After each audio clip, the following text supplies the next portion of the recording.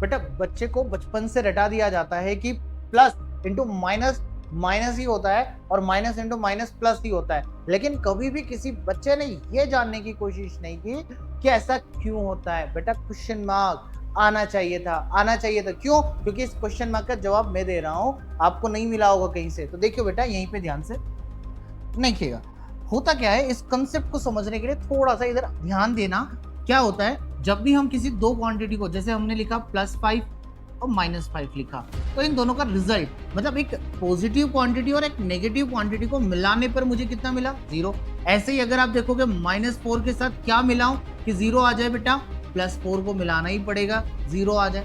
Clear है ना? ध्यान रखियो बेटा कि जब भी किसी पॉजिटिव क्वांटिटी को 0 बनाने के लिए उसके उतना ही नेगेटिव पार्ट मिलाना पड़ता है एडिशन के लिए, ठीक है? वैसे ही जितनी क्वांटिटी अगर नेगेटिव में है तो उसको 0 करना है तो पॉजिटिव उतना ही मिलाना पड़ेगा। क्लियर है ना? ध्यान रखियो बेटा। तो अगर ये कंसेप्ट क्लियर है, नेक्स्ट कंसेप्ट देखते हैं। अगर ये कंसेप्ट क्लियर है तो यहाँ आप ध्यान से देखिएगा बेटा, अगर सपोज मैंने एक 0 लिया और इस 0 में से किसी एक पॉजिटिव वैल्यू को मैंने माइनस करने की कोशिश की।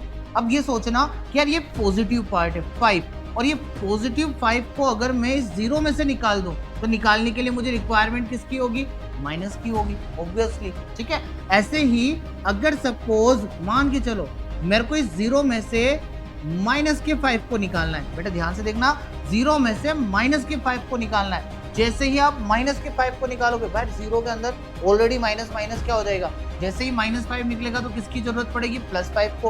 अभी थोड़ी देर पहले ही समझाया मैंने आपको, +5 की जरूरत पड़ेगी।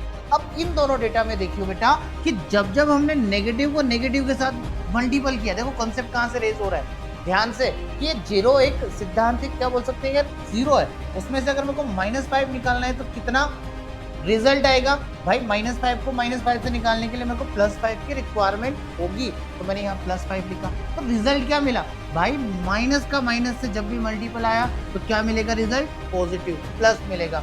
और यहीं से ये रिजल्ट आता है कि माइनस का प्लस से गुणा होगा तो क्या आएगा, minus. That is the concept. और ये कंसेप्ट अगर आज से पहले आपने नहीं पढ़ा हो तो बेटा आज पढ़ लियो और कमेंट बॉक्स में मुझे आंसर दीजिए।